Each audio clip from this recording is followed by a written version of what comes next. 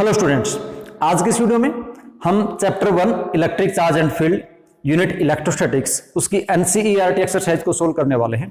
इससे पहले जो चैप्टर 1 है इलेक्ट्रिक चार्ज एंड फील्ड के, इसके सारे जो वीडियो हैं, कॉन्सेप्चुअल वीडियोज हैं, वो सभी हम बना चुके हैं और आपको डिस्क्रिप्शन बॉक्स में उसका लिंक भी मिल जाएगा, वहां से जाके आप उन वीडियोज को दोबारा से भी देख सकते हो। हम स्टार्ट करते हैं एनसीईआरटी के न्यूमेरिकल्स को। तो देखिए स्टार्ट करते हैं और पहला क्वेश्चन इसके अंदर ये है, पहला क्वेश्चन है what is the force between two small charge sphere having the charge of 2 × 10⁻⁻7 coulomb and 3 × 10⁻⁻7 coulomb placed 30 centimetre apart in the air. Very simple है, कूलम्स लॉ के ऊपर डायरेक्ट है। क्वेश्चन है 1.1 और इसमें क्या गिवन है, देखिए न्यूमेरिकल सोल्व करने के लिए एक इजी वे भी यही होता है कि देखो आप बच्चों को न्यूमेरिकल से बहुत डर लगता है और डर लगने के पीछे दो रीजन है। पहला रीजन तो न्यूमेरिकल के नाम से ही डर हो गया और किसी भी बात को लेकर आपके दिमाग में पहले से ही नेगेटिविटी आ गई है तो वो नेगेटिविटी आप में कॉन्फिडेंस को डाउन कर देती है और उसके कारण फिर आपको ये लगने लगता है कि मेरे से नहीं हो पाएगा। तो पहली बात तो अपने दिमाग से इस नेगेटिविटी को निकाल दें। नेगेटिविटी को निकाल देंगे आप हर काम को इजीली से कर पाएंगे। तो अपने आप को पॉजिटिव रखें, आप सोचेंगे कि हाँ ये काम मैं कर सकता हूं, तो इजीली आप उसको कर देंगे। न्यूमेरिकल सोल्व करने के लिए सबसे पहले आप थ्योरी को अच्छे से पढ़ें, थ्योरी के कंसेप्ट समझें और जो भी फॉर्मूले हैं उन फॉर्मूले, जितने भी फॉर्मूले आपके पास है वो आपको डायरेक्टली याद होने चाहिए। फॉर्मूले के अंदर जो आपने टर्म्स यूज की हैं, जो सिंबल्स यूज किए हैं, उनका मीनिंग आपको पता होना चाहिए। ऐसा नहीं है कि आप, जैसे एक मैं आपको जनरल सा बताता हूं, कूलम्स लॉ है F = K Q1 Q2 divided by R²। बच्चे इसको R² करके याद कर लेते हैं बट उनको ये नहीं पता कि R एक्चुअली चीज क्या है। मैं जब भी ये पढ़ा रहा हूं तो आपको ये बताता हूं कि F = K Q1 Q2 divide by जो R² है, इसको R² बोलने की बजाय इसको आप बोलेंगे स्क्वायर ऑफ द डिस्टेंस। इसको R ना बोलें, क्या बोले इसको आप डिस्टेंस बोल रहे हैं। डिस्टेंस करके याद करें। और डिस्टेंस का मतलब देखो ऐसे कूलम्स लॉ में क्या होता है, दो चार्ज हैं, एक चार्ज को मैंने Q1 माना, ये दूसरे पॉइंट के ऊपर मेरे पास चार्ज Q2 था, उनके बीच की जो भी डिस्टेंस है उसको आप X से रिप्रेजेंट कर सकते हो, R से रिप्रेजेंट कर सकते हो, D से रिप्रेजेंट, किसी भी अल्फाबेट से आप उसको रिप्रेजेंट कर सकते हो।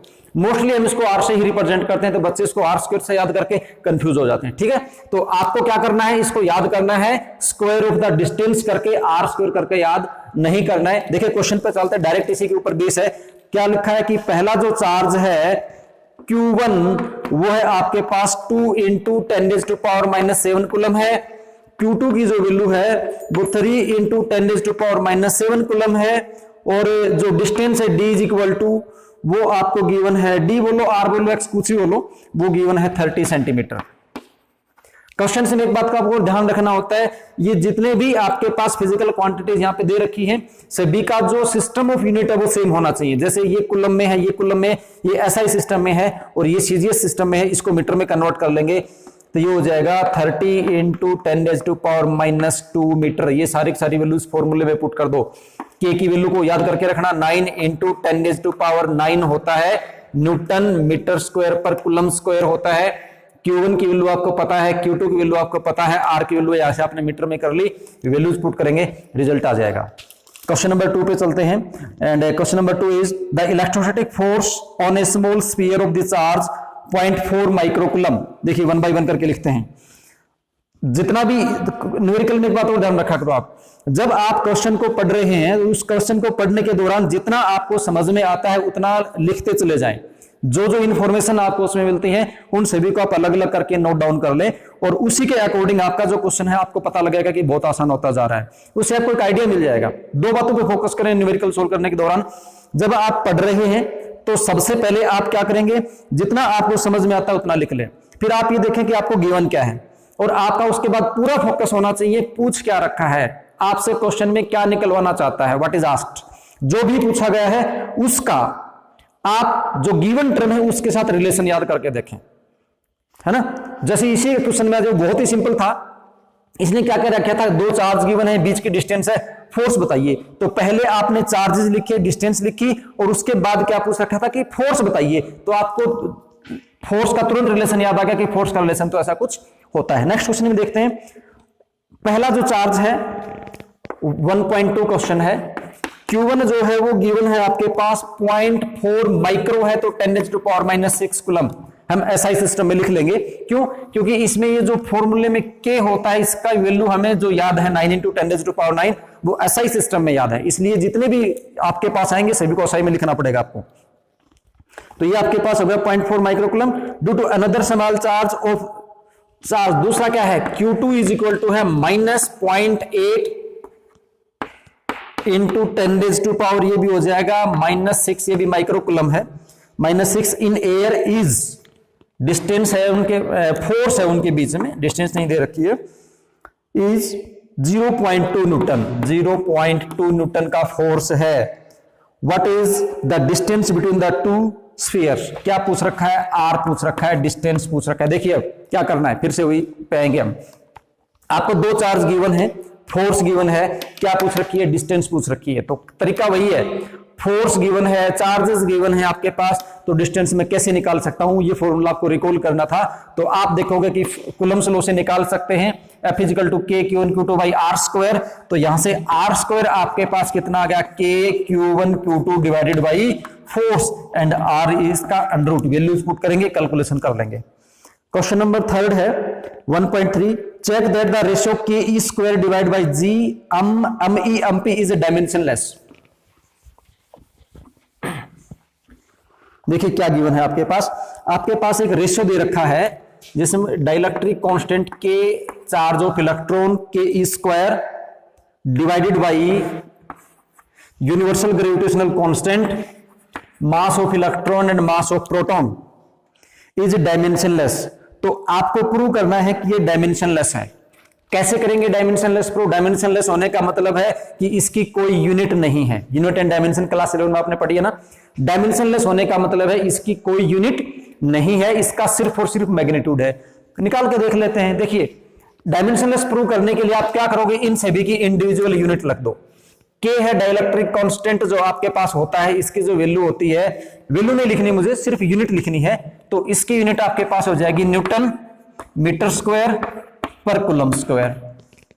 इलेक्ट्रॉन है, इलेक्ट्रॉन का चार्ज है, चार्ज की यूनिट होती है कूलम और उसका हो जाएगा square divided by G universal gravitational constant.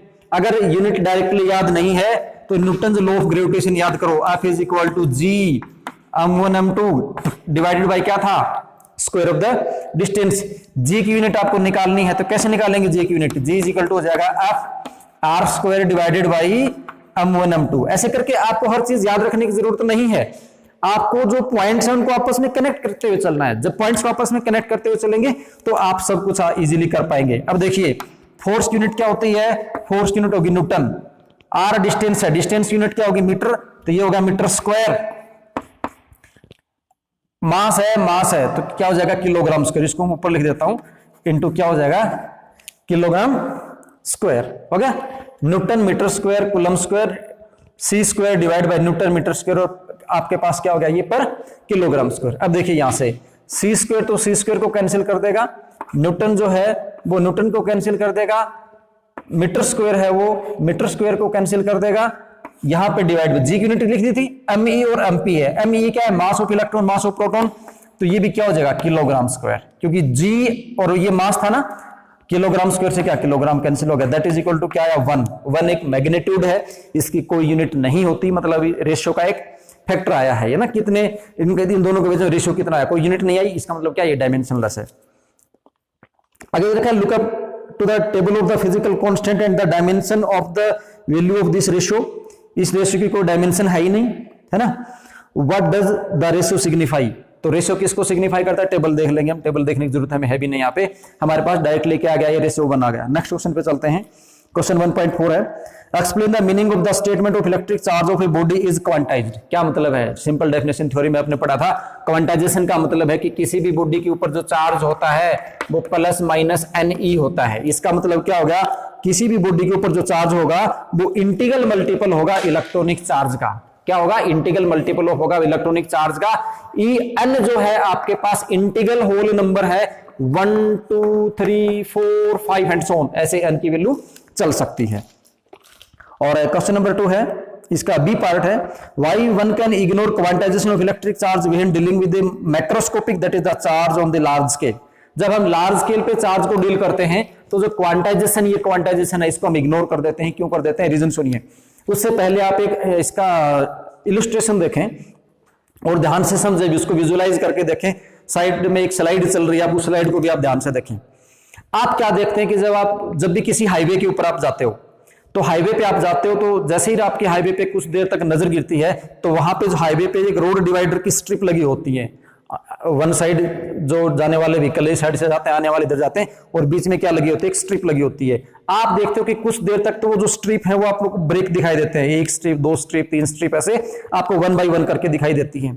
लेकिन जब आप दूरी पे देखते हो, दूर देखते हो, तो स्ट्रिप आपको कंटिन्यूअस नजर आती है, वो उनके बीच में जो ब्रेक है वो नजर नहीं आते। क्यों नहीं आते, इसका रीजन आप सोच के देखें और उसको इंप्लीमेंट करें इस स्टेटमेंट के ऊपर। इसका मतलब आप अच्छे से समझ जाएंगे। ओके, ठीक है। ये मैं थोड़ा सा आपके थिंकिंग के ऊपर छोड़ दिया कि आप थोड़ा सोच के देखें और इसका जो रिजल्ट है उसका क्या कंक्लूजन आता है उसे आप निकाल के देखें। थोड़ा सा खुद साथ में वर्क करेंगे तो आपका कॉन्सेप्ट अच्छे से बनेगा, आपके अंदर कॉन्फिडेंस आएगा। आप करके देखें इसको। नेक्स्ट देखते हैं, क्वेश्चन नंबर 1.5 है। When a glass rod is rubbed with the silk cloth, charge appear on the both. A similar phenomena is observed with many other pairs of the bodies. Explain how this observation is consistent with the law of conservation of the charge. देखिए, जब भी दो bodies को आपस में आप रब करते हो तो रबिंग के कारण क्या होता है, उनके ऊपर चार्ज जनरेट होते हैं। चार्ज जनरेट होते हैं तो आपका जो क्वांटाइजेशन ऑफ चार्ज बोलता है वो क्या बोलता है कि charge is quantized. Charge is quantized का मतलब ये हुआ कि we can't create the charge and we can't destroy the charge. अब अगर कोई बच्चा ये सोचे कि जैसे हमारा कम होता है, उसको जब हेयर में इस प्रकार से रब करते हैं और फिर उसे पीस ऑफ पेपर के पास ले जाते हैं तो पीस ऑफ पेपर को इस प्रकार से लिफ्ट कर लेता है। या आपके पास ज्योमेट्री में जो स्केल होता है, प्लास्टिक का आता है, उस स्केल को आप कुछ देर तक अपने हेयर्स के अंदर रब करेंगे और पीस ऑफ पेपर उसे उठाएंगे तो पीस ऑफ पेपर को उठा लेगा, डस्ट पार्टिकल को उठा लेगा। ऐसा क्यों हुआ, वो चार्जिंग के कारण हुआ था उसमें। लेकिन अब आप सोचोगे कि सर आप तो बोल रहे थे या हमने बुक में पढ़ा था कि चार्ज को हम जनरेट नहीं कर सकते, मतलब चार्ज को प्रोड्यूस नहीं कर सकते हम। क्वांटाइजेशन तो यही बोलता है ना, हमने तो ऐसे करके जनरेट कर लिया। इस क्वेश्चन में वो यही पूछना चाहता है कि इस जो स्टेटमेंट है इसको आप जस्टिफाई करो कि ऐसा क्यों होता है। तो आप एक बात ध्यान दीजिएगा कि जब भी आप रबिंग के द्वारा चार्ज प्रोड्यूस करते हो तो इसको हम फ्रिक्शनल इलेक्ट्रिसिटी बोलते हैं। क्या बोलते हैं, फ्रिक्शनल इलेक्ट्रिसिटी बोलते हैं। इसको फ्रिक्शनल इलेक्ट्रिसिटी इसलिए बोलते हैं क्योंकि फ्रिक्शन के कारण जब आप दो बॉडीज को इस प्रकार से आपस में रब करते हो तो उनके बीच में फ्रिक्शन हुआ, फ्रिक्शन के कारण हीट जनरेट हुई, जिसने उसको थ्रेशोल्ड जो एनर्जी थी वो प्रोवाइड की, और जिसकी लो थ्रेशोल्ड एनर्जी थी उसने इलेक्ट्रॉन को लूज कर दिया, जिसकी हाई थ्रेशोल्ड एनर्जी थी उसने इलेक्ट्रॉन को गेन कर लिया। तो आप यहां से एक बात नोटिस कर रहे हो कि एक जो आपका ऑब्जेक्ट है या जो मटेरियल है वो क्या करता है, इलेक्ट्रॉन को लूज कर रहा है, दूसरा इलेक्ट्रॉन को गेन कर रहा है। एक ने लूज किया, एक ने गेन किया। जिसने गेन किया उस पर नेगेटिव चार्ज आ गया, जिसने लूज किया उस पर पॉजिटिव चार्ज आ गया। अगर आप नेट चार्ज निकालोगे, दोनों का सम निकालोगे तो जीरो आएगा। इसका मतलब चार्ज तो अब भी क्वांटाइज्ड है, क्योंकि अगर क्वांटाइजेशन क्या बोलता है, नेट चार्ज ऑलवेज जीरो होता है। आप दूसरी भाषा में अगर क्वांटाइजेशन को समझो तो ऐसे भी समझ सकते हो कि हम सिंगल चार्ज कभी भी प्रोड्यूस नहीं कर सकते, मतलब सिंगल चार्ज को आप जनरेट नहीं कर सकते। अगर आप चार्ज जनरेट करना चाहते हो तो चार्ज ऑलवेज पेयर्स में जनरेट होंगे। अगर एक पॉजिटिव चार्ज जनरेट कर रहे हो तो उसके साइड में आपको एक नेगेटिव चार्ज भी मिलेगा। ये क्वांटाइजेशन बोलता है। तो ये जो हमारा स्टेटमेंट है ये according to the quantisation of charge ही है। क्वेश्चन नंबर 1.6 पे चलते हैं। 4 पॉइंट चार्ज QA, देखिए पहले बोर्ड को साफ कर लें।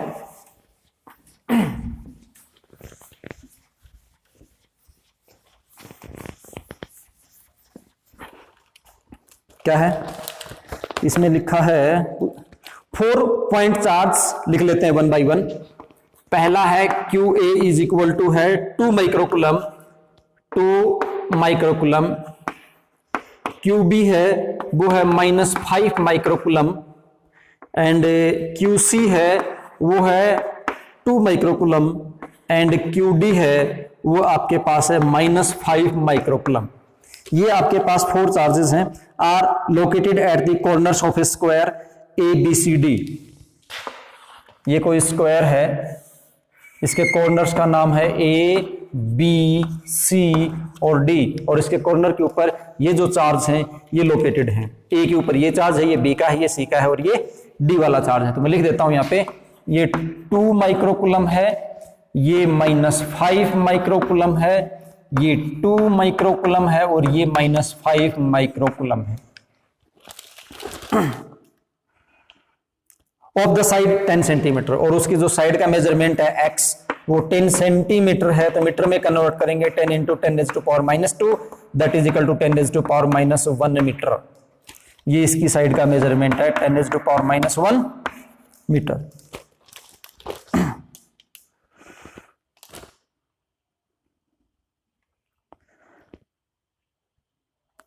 उसके बाद कौन सा था ये 1.6 वाला था ना, हाँ, what is the force on the charge of 1 microcoulomb placed at the centre of the square. ये जो स्क्वायर है इसके सेंटर के ऊपर मैं ये जो स्क्वायर है इसके सेंटर के ऊपर अगर 1 माइक्रोकूलम का हम कोई चार्ज रख देते हैं तो उस पे फोर्स कितना होगा वो आपको निकालना है। तो देखिए ये जो क्वेश्चन है, ये वाला क्वेश्चन है, ये सुपरपोजिशन प्रिंसिपल के ऊपर है। तो सुपरपोजिशन प्रिंसिपल मैं आपको यहां पे एक रिवाइज करवा देता हूं। क्या बोलता है सुपरपोजिशन प्रिंसिपल कि मान लो कोई भी चार्ज है, ये यहां पे कोई चार्ज है और ये नंबर ऑफ चार्जेस से सराउंडेड है, ऐसे करके अनचार्जेस से सराउंडेड है। तो आपको पता है, इसको एक बार क्यू नोट से रिप्रेजेंट कर देता हूं। इसके ऊपर ये भी फोर्स लगा रहा है, ये वाला भी फोर्स लगा रहा है, ये भी फोर्स लगा रहा है, ये भी फोर्स लगा रहा है, सभी ऐसे करके इसके ऊपर फोर्स लगा रहे हैं। तो according to the superposition principle the net force on this charge, suppose कि उसको मैंने एफ नेट से रिप्रेजेंट कर दिया, that would be equal to the vector sum of the all forces exerted by the individual charges. मतलब हर charge Q1 इस पे जो फोर्स लगाएगा, Q2 इस पे जो फोर्स लगाएगा, Q3 इस पे जो फोर्स लगाएगा, इस प्रकार से nth वाला जो है वो इसके ऊपर लगाएगा, उन सभी का अगर मैं सम ले लूं तो वो किसके बराबर होगा, इसके नेट फोर्स के बराबर होगा। वो सम ध्यान रखना, वेक्टर सम लेना है, ध्यान देना कौन सा सम लेना है, वेक्टर सम लेना है। इनका जो सम होगा वो according to the law of vector addition होगा, एल्जेब्रिकली ऐड हम नहीं करेंगे। जैसे मान लो ये 5 न्यूटन है, ये 6 न्यूटन है, ये 7 न्यूटन है और आप तीनों का निकालना चाहो तो 5 + 6 + 7 करेंगे, गलत हो जाएगा। कैसे ऐड करना है, according to the law of vector addition करना है। इन सभी का क्या निकालना, रिजल्टेंट निकालना। ओके, तो हम यहीं पे करते हैं। देखिए ये सभी के सभी माइक्रो में हैं, तो उनको हम बाद में कैलकुलेशन करेंगे तब चेंज कर लेंगे। अब पहले यहां ध्यान दें, मिला लें पहले इन चार्जेस को। ऐसे सेंटर पे है तो आपको पता है कि ये जो यहां से लेकर डायगोनल होता है, डायगोनल a√2 होता है, जहां पे a साइड है कितना होता है a√2, तो यहां पे है, इसका मतलब ये डिवाइडेड बाई 2 हो जाएगा। तो डिवाइड बाई 2 करेंगे तो √2 यहां पे आ जाएगा, क्योंकि √2 डिवाइड बाई 2 तो क्या हो जाएगा √2। ये डिस्टेंस कितनी है, a/√2 है। एक बार आप जनरली ध्यान से देखेंगे, आप क्या करना, इस पॉइंट के ऊपर किन्हीं भी दो चार्जेस का फोर्स निकाल लो, पहले किन्हीं भी दो चार्जेस का फोर्स निकाल लो और फिर उनका रिजल्टेंट निकाल लो। कैसे भी आप निकाल सकते हो, पहले मान लीजिए इसका निकाल लेंगे, फिर इनका रिजल्टेंट निकालेंगे। बट आपको क्या करना है, उस स्टेप को फॉलो करना है जिससे आपकी कैलकुलेशन मिनिमम रहे, कम से कम आपके पास कैलकुलेशन रहे, वो आपको करना है। तो यहां से अगर आप ध्यान देंगे, ये प्लस वाला था, एक भी आपके पास ये था कि आप इस चार्ज के कारण इस पे फोर्स निकाल लेंगे, इस चार्ज के कारण इस पे फोर्स निकाल लेंगे, तो उससे क्या बनता था, ये पॉजिटिव है, ये पॉजिटिव रिपल्सन होगा, ये फोर्स इस डायरेक्शन में जाएगा। ये नेगेटिव है, ये पॉजिटिव है, अट्रैक्शन होगा, ये इस डायरेक्शन में जाएगा। इन दोनों का रिजल्टेंट निकालोगे, ऐसे आएगा। फिर आप क्या करते, इसके जस्ट अपोजिट वाला करते, इन दो चार्जेस का हो गया, फिर आप इन दो चार्जेस का निकालते। ये नेगेटिव वाला है, ये पॉजिटिव वाला है, अट्रैक्ट करेगा, इधर जाएगा, ये पॉजिटिव है, ये पॉजिटिव रिपल करेगा, इधर जाएगा। इन दोनों का हम रिजल्टेंट निकालते, कुछ इधर आता, फिर इन दोनों का हम रिजल्टेंट निकालते, ठीक है। लेकिन ये अगर ऐसा आप करोगे तो आंसर तो आपका आ जाएगा, बट उसमें कैलकुलेशन आपको ज्यादा करनी पड़ेगी। आपको ऐसे स्टेप देखने जिसमें आपको मिनिमम कैलकुलेशन में आपका आंसर आ जाए। वो कैसे बनता है, आप यहां से देखिए। अगर हम डायगोनली निकाल लें पहले, फिर हमें कैलकुलेशन कम से कम करनी पड़ेगी। 1 माइक्रोकूलम है, ये -5 माइक्रोकूलम है, ये प्लस है, ये माइनस है, तो ये वाला चार्ज इसके ऊपर फोर्स लगाएगा तो उसकी डायरेक्शन होगी इस साइड में, क्योंकि अट्रैक्टिव होगा ना। तो इस वाले चार्ज के ऊपर इसके कारण जो फोर्स होगा वो हो जाएगा इस डायरेक्शन में, ठीक है। इसको मैं F1 बोल दूं। फिर इस चार्ज के ऊपर इसके कारण करूंगा तो वो हो जाएगा इस डायरेक्शन में, क्या बोल दूं, F2 बोल दूं। अब दो फोर्स आ गए, अब आपका अगला स्टेप होगा इन दोनों का रिजल्टेंट निकालना। तो आप यहां से क्या देखेंगे कि ये जो दोनों फोर्सेस हैं वो इक्वल इन मैग्नीट्यूड है, क्योंकि ये चार्ज यहां भी ये दोनों चार्ज बराबर हैं और डिस्टेंस भी क्या है, बराबर है। तो मैग्नीट्यूड में इक्वल है, लेकिन डायरेक्शन दोनों की क्या है, अपोजिट है। तो इन दोनों का रिजल्टेंट क्या आएगा, 0। दिस माइनस दिस करूंगा, रिजल्ट क्या आएगा, 0। सिमिलरली इस पॉइंट के ऊपर अगर ये वाला जो चार्ज है रिपल्सन देगा, ये वाला चार्ज इसको इधर भेजेगा, इसको मैं बोल देता हूं अब 3, और ये वाला चार्ज इसको इधर करेगा अब 4। इन दोनों का जो रिजल्टेंट निकाल लूंगा वो भी कितना आएगा 0। अब इनका भी रिजल्टेंट 0, इनका भी रिजल्टेंट 0, तो नेट फोर्स कितना हो जाएगा 0। तो कोई ज्यादा बड़ी कैलकुलेशन इससे आपके पास नहीं हुई, तो नेट फोर्स इसके ऊपर जो आएगा वो कितना आएगा 0 आएगा। नेक्स्ट क्वेश्चन देखते हैं, क्वेश्चन नंबर 7। 7th क्वेश्चन में कहा गया है an electrostatic field line is continuous करो, what is a field line can't have a sudden break, why not. मतलब क्या बोला है, electrostatic field line is continuous करो, व्हाट इज दैट इज, मतलब क्या कहता है कि इलेक्ट्रोस्टैटिक फील्ड लाइंस जो है वो कंटिन्यूअस कराव है, और कंटिन्यूअस कराव होने का मतलब है कि इनके अंदर सडन ब्रेक नहीं हो सकता। क्यों नहीं हो सकता ये आपको एक्सप्लेन करना है। तो देखिए पहले तो आप इलेक्ट्रिक लाइन ऑफ फोर्स की कुछ प्रॉपर्टीज पे ध्यान दे लें तो इस क्वेश्चन का आंसर आपको इजीली मिल जाएगा। आपने पढ़ा था कि जो पॉजिटिव चार्ज होता है वहां पे electric line of force emerge होती है और नेगेटिव चार्ज के ऊपर वो टर्मिनेट हो जाती है। पॉजिटिव से इमर्ज होती है, नेगेटिव पे क्या हो जाती है, टर्मिनेट हो जाती है। इसका मीनिंग ये हुआ कि line of force can only emerge from the positive charge, they can't emerge from the negative charge. इसका मीनिंग ये निकला ना, प्लस से निकलती है माइनस पे खत्म हो जाती है, मतलब माइनस पे खत्म होती है, निकलते क्या है प्लस से। और ये बोलता है कंटिन्यूअस करव है, तो कंटिन्यूअस करव कहने का मतलब ये हुआ कि जब तक इनको नेगेटिव चार्ज नहीं मिलेगा तब तक ये लगातार चलते रहेंगी, जैसे ही नेगेटिव चार्ज आता है उसके ऊपर आके खत्म हो जाती है। ठीक, अब क्या बोलता है क्वेश्चन ने, क्या कहा है कि ये सडन ब्रेक नहीं, इसका मतलब ये हुआ कि सडन ब्रेक नहीं हो सकता। तो क्यों नहीं हो सकता आपको बताइए। तो देखिए सडन ब्रेक होने का मतलब ये हुआ कि एक लाइन इस प्रकार से चल रही थी, अचानक से टूट गई यहां पे और टूट के वो फिर चल पड़ी। सडन ब्रेक का मीनिंग तो ये निकला ना। ये क्यों नहीं हो सकता, आपको अनुमान लग गया होगा क्यों नहीं हो सकता, क्योंकि आपको पता है line of force positive charge से इमर्ज होती है, और जहां पे पॉजिटिव चार्ज, जहां पे लाइन ऑफ फोर्स टर्मिनेट होती है वो नेगेटिव चार्ज होगा। मतलब अगर ये ब्रेक हो गई तो मतलब यहां पे कौन सा चार्ज आ गया, नेगेटिव चार्ज आ गया। और फिर अगर यहां से लाइन शुरू नहीं हो सकती, मुझे पता है क्योंकि मैंने प्रॉपर्टी के अंदर हमने स्टडी कर लिया लाइन ऑफ फोर्स के, कि लाइन ऑफ फोर्स कभी भी नेगेटिव चार्ज से इमर्ज नहीं होती है। तो इसका मतलब ये हुआ अगर वो सडन ब्रेक रखते हैं तो इसका मतलब नेगेटिव चार्ज से भी लाइन इमर्ज होनी चाहिए, और ऐसा होता नहीं है। तो इसका आंसर यही आएगा, because line of force terminate at the negative charge, they can't emerge from the negative charge. और इसमें जो बी पार्ट है 1.7 में, explain why two field line never cross each other at any point. एक point के ऊपर दो line of force कभी भी इंटरेक्ट क्यों नहीं कर सकती है, इलेक्ट्रिक लाइन ऑफ फोर्स की प्रॉपर्टी है।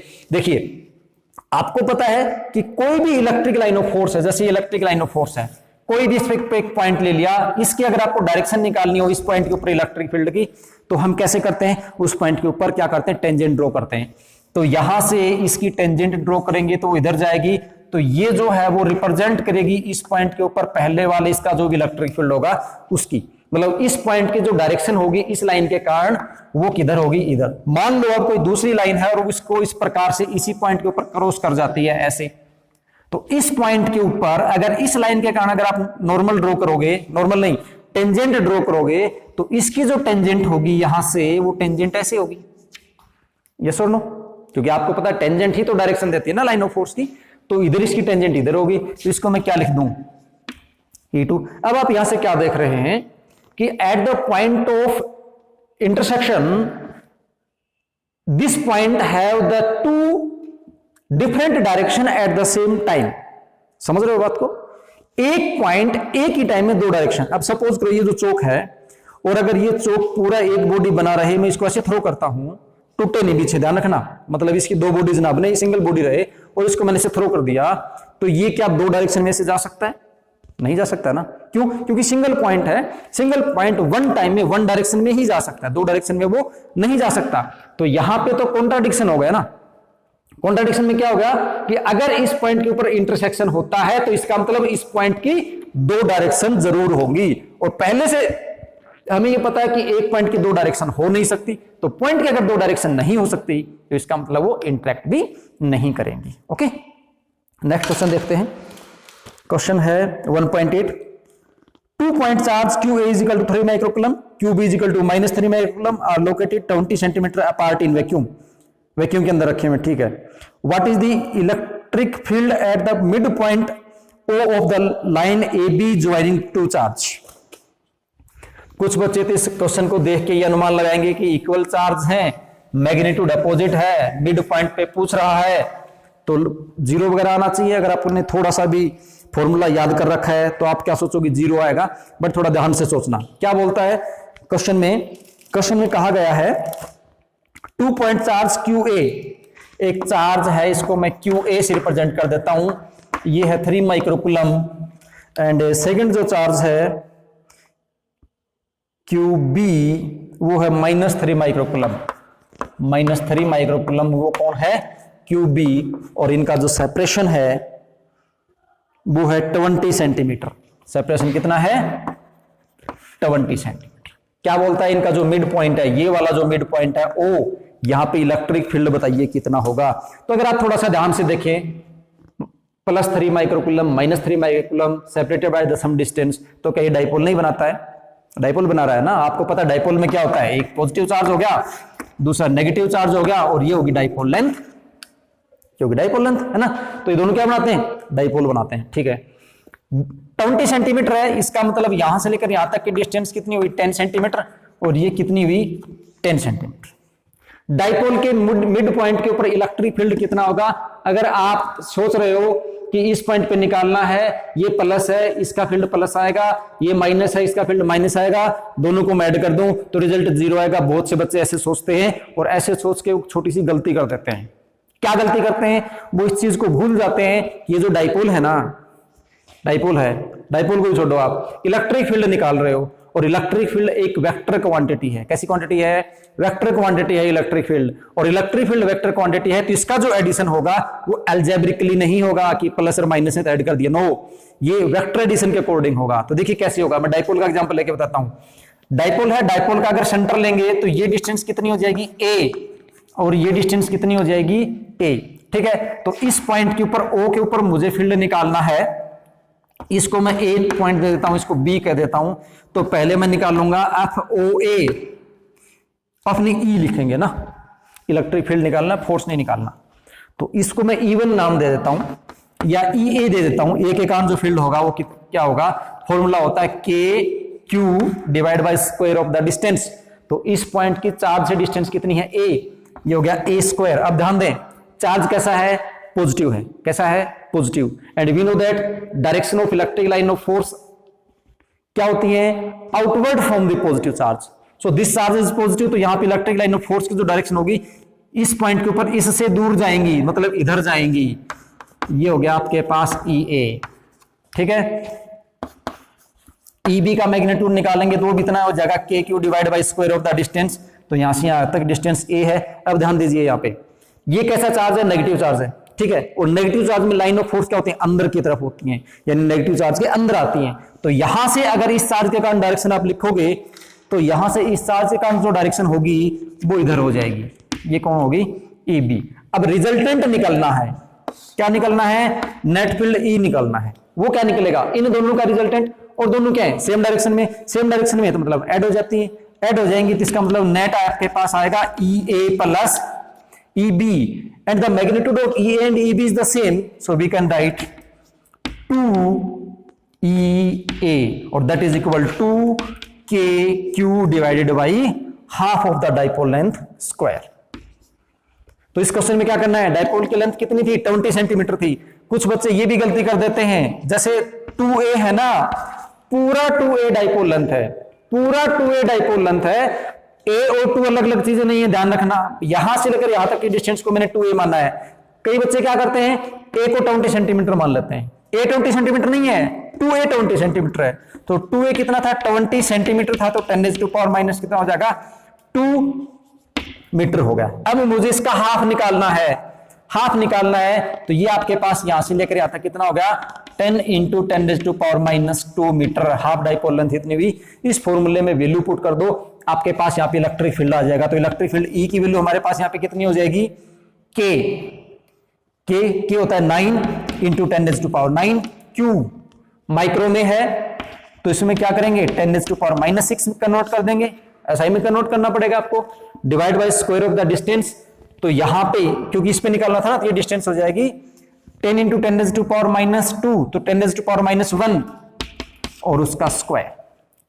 इतना न्यूटन पर कूलम कैलकुलेशन कर लेना, ये आपके पास रिजल्ट आ जाएगा। ओके, तो इस बात में आपको डाउट नहीं रखना है कि 1 प्लस 1 माइनस ऐड करूंगा तो 0 आ जाएगा, नहीं, क्योंकि ये क्या है, वेक्टर है और वेक्टर ऐड होगा according to the law of vector addition. Okay, इसका बी पार्ट है, if a negative test charge of magnitude 1.5 into 10⁻⁹ coulomb is placed at this point, what is the force experienced by the test charge. अब क्या बोलता है, इस point के ऊपर अगर मैं एक टेस्ट चार्ज रख दूं, और वो कैसी रख दूं, क्या लिखा है, if a negative test charge of the magnitude 1.5 10⁻⁹, यहां पे क्यू रख दिया -1.6 10⁻⁻+9 कूलम, +9 कूलम और -9 कूलम, ये रख दिया। तो ये फोर्स कितना फील करेगा और किस डायरेक्शन में करेगा, आपको ये बताना है। तो पहले हमने क्या निकाले, यहां पे इलेक्ट्रिक फील्ड निकाल लिया, इतना इलेक्ट्रिक फील्ड आया। आपको पता है जब इलेक्ट्रिक फील्ड होता है और उसमें किसी पार्टिकल पे फोर्स निकालना हो तो उसका क्या फॉर्मूला होता है, उसका फॉर्मूला आपके पास देखो, इलेक्ट्रिक फील्ड का फॉर्मूला होता है E = F divided by Q। तो फोर्स का फॉर्मूला क्या हो जाएगा, E × Q। तो इस पॉइंट पे भी अगर आपको फोर्स निकालना है F, वो हो जाएगा इलेक्ट्रिक फील्ड E और into magnitude of the charge Q। तो इलेक्ट्रिक फील्ड E कितना है, वो आपके पास है, मैं रिजल्ट देता हूं, 9 × 3 कितना हो गया, 27, 9 10⁻⁻6, ये हो जाएगा 10⁻³ और -1 का स्क्वायर -2, ऊपर जाएगा +2, तो हो जाएगा 5। तो इसको आप लिख सकते हो 2.7 × 10⁻⁴ और Q कितना है 1.5 × 10⁻⁹, इसको न्यूटन में कर देंगे। अब एक बात ध्यान रखना, यहां पे माइनस का साइन यहां पे नहीं लिखना है, क्योंकि यहां तो मैं सिर्फ मैग्नीट्यूड निकाल रहा हूं। ये जो माइनस का साइन है ये आपको फोर्स की डायरेक्शन देगा, किसकी डायरेक्शन देगा, फोर्स की डायरेक्शन देगा। इसके ऊपर जो नेट इलेक्ट्रिक फील्ड की डायरेक्शन आपके पास ये आई थी, दोनों को ऐड किया था ना, दोनों सेम डायरेक्शन में जा रहे थे, तो नेट इलेक्ट्रिक फील्ड आपका इधर आया था। यहां पे नेगेटिव चार्ज जब मैंने रखा इस पॉइंट के ऊपर, तो उस पे जो फोर्स लगने वाला है, तो मुझे पता है कि जो नेगेटिव चार्ज होता है वो इलेक्ट्रिक फील्ड की अपोजिट डायरेक्शन में फोर्स फील करता है। कैसे करता है, इलेक्ट्रिक फील्ड से अपोजिट। रट्टा मारने की जरूरत नहीं है, कॉन्सेप्ट समझ लो। देखो आपको पता है पॉजिटिव चार्ज से लाइन को फोर्स बाहर जाती है, नेगेटिव चार्ज पे खत्म हो जाती है। इस लाइन के ऊपर कहीं भी अगर आप मान लीजिए कि नेगेटिव चार्ज को रखोगे तो किधर जाएगा, ऑब्वियसली आपको पता है नेगेटिव चार्ज पॉजिटिव की तरफ ही जाता है, तो ये किधर आएगा, पॉजिटिव की तरफ आएगा, नेगेटिव की तरफ नहीं आएगा, क्योंकि नेगेटिव उसको रिपल करेगा। तो इस पे जो फोर्स लग रहा है वो किधर लग रहा है, टुवर्ड्स द पॉजिटिव चार्ज लग रहा है। तो यहां पे इस क्वेश्चन का हमारा जो फोर्स का आंसर आएगा वो आएगा towards the charge A, towards the charge QA, और उसका मैग्नीट्यूड कितना आएगा, इतना मैग्नीट्यूड उसका आने वाला है। ओके, तो ये हमारे इस प्रकार से 8 क्वेश्चंस हो गए हैं। जो नेक्स्ट वीडियो आएगा उसके अंदर हम क्वेश्चन नंबर 1.9 से स्टार्ट करने वाले हैं। आप भी आगे इसमें कुछ प्रैक्टिस करते रहिए।